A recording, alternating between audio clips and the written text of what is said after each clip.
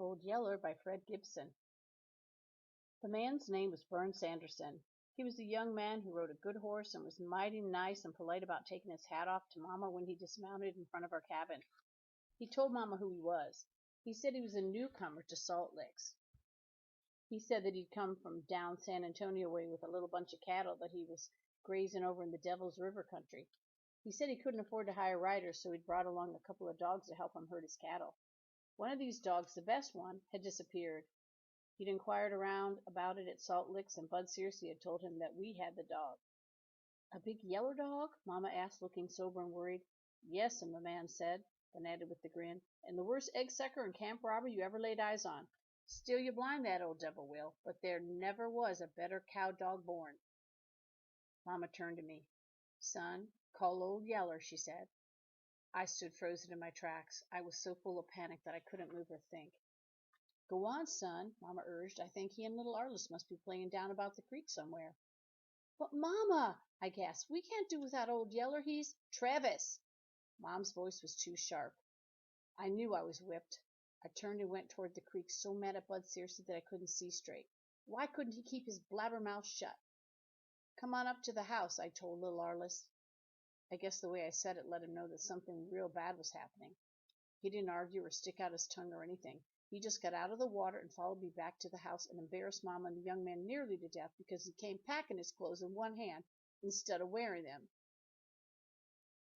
I guess Bern Sanderson had gotten an idea of how much we thought of Old Yeller, or maybe Mama had told him some things about the dog while I was gone to the creek.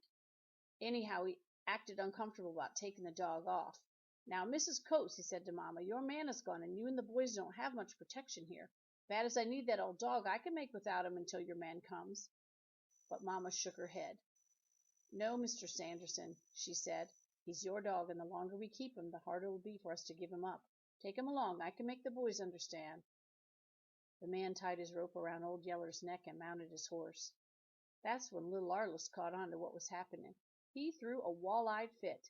He screamed and he hollered. He grabbed up a bunch of rocks and went to throwing them at Bern Sanderson. One hit Sanderson's horse in the flank. The horse bogged his head and went to pitching and bawling and grunting. This excited Old Yeller. He chased after the horse, baying him at the top of his voice. And what with Mama running after little Arliss, hollering him for him to shut up and quit throwing the rocks, it was altogether the biggest and loudest commotion that had taken place around our cabin for a good long while. When Bern Sanderson finished riding the pitch out of his scared horse, he hollered at Old Yeller. He told him he'd better hush up that racket before he got his brains beat out. Then he rode back toward us, wearing a wide grin. His grin got wider as he saw how Mama and I were holding little Arliss. We each had him by one wrist and were holding him clear off the ground. He couldn't get at any more rocks to throw that way, but it sure didn't keep him from dancing up and down in the air and screaming. Turn him loose, Sanderson said with a big laugh. He's not going to throw any more rocks at me. He swung down from his saddle. He came up and got little Arliss and leved him up till he hushed screaming. Then he said, Look, boy, do you really want that thieving old dog? He held little Arliss off and stared him straight in the eyes, waiting for Arliss to answer. Little Arliss stared straight back at him and didn't say a word. Well, do you? He insisted. Finally, little Arliss nodded, then tucked his chin and looked away. All right, Bern Sanderson said. We'll make a trade just between you and me. I'll let you keep the old rascal, but you've got to do something for me. He waited till little Arliss finally got up the nerve to ask what, then went on. Well, it's like this. I've hung around over there in that cow camp eating my own cooking till I'm so starved out I don't hardly throw a shadow. Now, if you could talk your mama into feeding me a real jam-up meal of cooked grub, I think it would be worth at least one-eared yeller dog, don't you?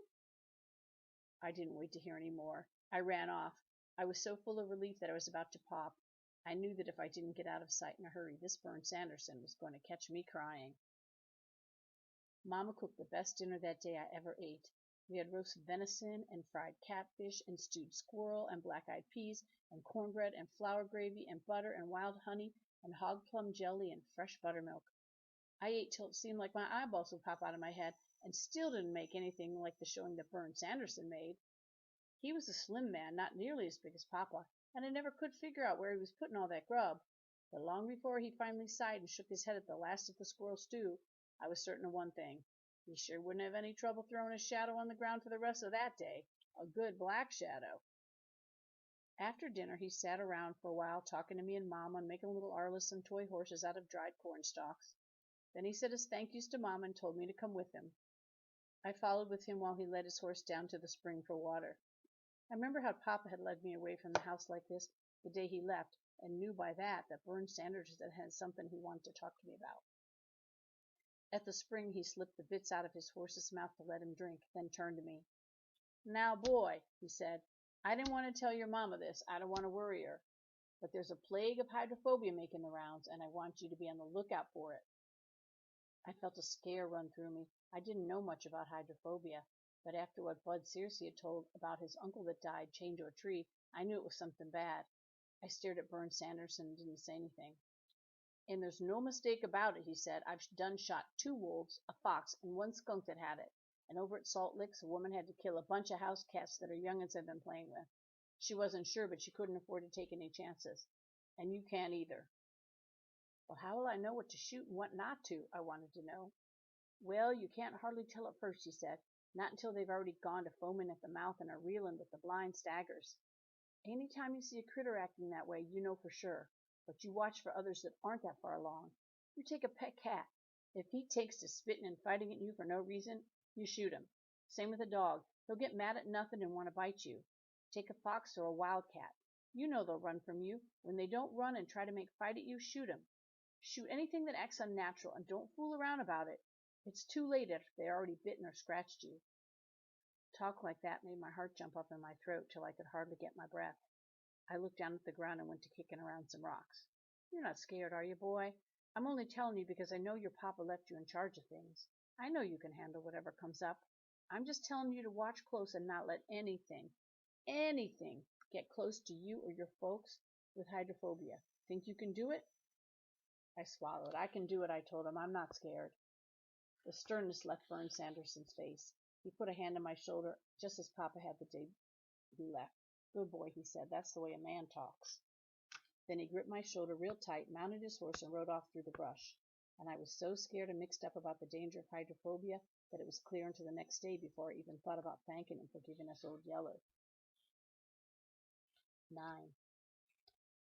A boy before he really grows up is pretty much like a wild animal. He can get the wits scared out of him today and by tomorrow have forgotten all about it. At least that's the way it was with me. I was plenty scared of the hydrophobia plague that Bern Sanderson told me about. I could hardly sleep that night. I kept picturing in my mind mad dogs and mad wolves reeling around with the blind staggers, drooling slobbers, and snapping and biting at everything in sight. Maybe biting Mom and little Arlo so that they got the sickness and went mad too. I lay in bed and shuddered and shivered and dreamed all sorts of nightmare happenings. Then the next day I went to rounding up and marking hogs and forgot all about the plague. Our hogs ran loose on the range in those days, the same as our cattle. We fenced them out of the fields, but never into a pasture. We had no pastures. We never fed them unless maybe it was a little corn that we threw to them during a bad spell in the winter. The rest of the time they rustled for themselves. They slept out and ate out. In the summertime they slept in the cool places around the water holes, sometimes in the water. In the winter they could always tell at least a day ahead of time when a blizzard was on the way. Then they'd gang up and pack tons of leaves and dry grass and sticks into some dense thicket or cave. They'd pile all this into a huge bed and sleep on until the cold spell blew over. They ranged all over the hills and down into the canyons. In season they fed on acorns, berries, wild plums, prickly pear apples, grass, weeds, and bulb plants, which they rooted out of the ground. They especially liked the wild black persimmons that the Mexicans called chapotes. Sometimes, too, they'd eat a newborn calf if the mama cow couldn't keep them horned away, or a baby fawn that the doe had left hidden in the tall grass. Once in a real dry time, Papa and I saw an old sow standing belly deep in a drying up pothole of water, catching and eating perch that were trapped in there and couldn't get away. Most of these meat eaters were old hogs, however. Starvation during some bad drought or extra cold winter had forced them to eat anything they could get a hold of. Papa said they generally started out by feeding on the carcass of some deer or cow that had died, then going from there to catching and killing live meat. He told a tale about how one old range hog had caught him when he was a baby and his folks got there just barely in time to save him. It was that sort of thing, I guess, that always made Mama so afraid of wild hogs. At least little old biting Shote could make her take cover. She didn't like it a bit when I started out to catch and mark all the pigs that our sows had raised that year. She knew we had it to do, else we couldn't tell our hogs from those of the neighbors, but she didn't like the idea of my doing it alone. But I'm not working hogs alone, Mama, I pointed out. I've got old Yeller, and Vern Sanderson said he's a real good hog dog. That doesn't mean a thing, Mama said. All hog dogs are good ones. A good dog is the only kind that can work hogs and live. But the best dog in the world won't keep you from getting cut all to pieces if you ever make a slip. Well, Mama was right. I'd worked with Papa enough to know that any time you mess with a wild hog, you are asking for trouble. Let him alone and he'll generally snort and run from you on sight, the same as a deer. But once you corner him, he's the most dangerous animal that ever lived in Texas. Catch a squealing pig out of the bunch, and you've got a battle on your hands. All of them will turn on you at one time, and here they'll come, roaring and popping their teeth, cutting high and fast with gleaming white tushes that they keep whetted to the sharpness of knife points. And there's no bluff to them either. They mean business. They'll kill you if they can get you, and if you're not fast-footed and don't keep a close watch, they'll get to you. They had to be that way to live in a country where the wolves, bobcats, panther, and bear were always after them, trying for a bait of fresh hog meat. And it was because of this that nearly all hog owners usually left 4 or 5 old barrows, or bar hogs as we called them, to run with each bunch of sows. The bar hogs weren't any more vicious than the boars, but they'd hang with the sows and help them protect the pigs in shows when generally the boars pulled off to range alone. I knew all this about range hogs and plenty more, yet I still wasn't bothered about the job facing me. In fact, I sort of looked forward to it. Working wild hogs was always exciting and generally proved to be a lot of fun. I guess the main reason I felt this way was because Pop and I had figured out a quick and nearly foolproof way of doing it. We could catch most of the pigs we needed to mark and castrate without ever getting in reach of the old hogs. It took a good hog dog to pull off the trick, but the way Vern Sanderson talked about old Yeller, I was willing to bet that he was that good. He was, too. He caught on right away. We located our first bunch of hogs at a seep spring at the head of a shallow dry wash that led back toward Birdsong Creek. There were 7 sows, 2 long, tushed old bar hogs, and 14 small shotes.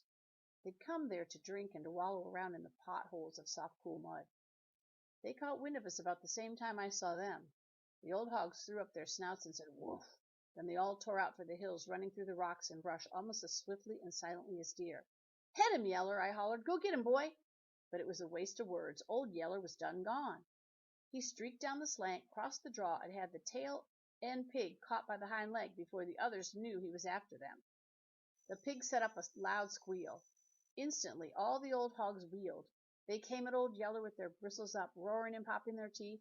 Yeller held on to his pig until I thought for a second they had him. Then he let go and whirled away, running toward me, but running slow. Slow enough that the old hogs kept chasing him, thinking every second that they were going to catch him the next. When they finally saw they couldn't, the old hogs stopped and formed a tight circle. They faced outward around the ring, their rumps to the center, where all the squealing pigs were gathered. That way they were ready to battle anything that wanted to jump on them. That's the way we're used to fighting bear and panther off when they're young, and that's the way they aim to fight us off. But we were too smart, old Yeller and I. We knew better than to try to break into that tight ring of threatening tushes. Anyhow, we didn't need to. All we needed was just to move the hogs along to where we wanted them, and old Yeller already knew how to do this. Back he went, right up into their faces, where he pestered them with yelling bays and false rushes till they couldn't stand it. With an angry roar, one of the barrows broke the ring to charge him. Instantly all the others charged too. They were right on old Yeller again. They were just about to get him. Just let them get a few inches closer, and one of them would slam a 4-inch tush into his soft belly. The thing was, old Yeller never would let them gain that last few inches on him. They cut and slashed at him from behind and both sides, yet he never was quite there. Always he was just a little beyond their reach, still so close that they couldn't help thinking that the next try was sure to get him. It was a blood-chilling game old Yeller played with the hogs, but one that you could see he enjoyed by the way he went at it. Give him time, and he'd take that bunch of angry hogs clear down out of the hills and into the pens at home if that's what I wanted them, driving them, just leading them along. But that's where Pop and I had other hog hunters outfigured. We almost never took our hogs to the pens to work them anymore. That took too much time. Also, after we got them penned, there was still the dangerous job of catching the pigs away from the old ones.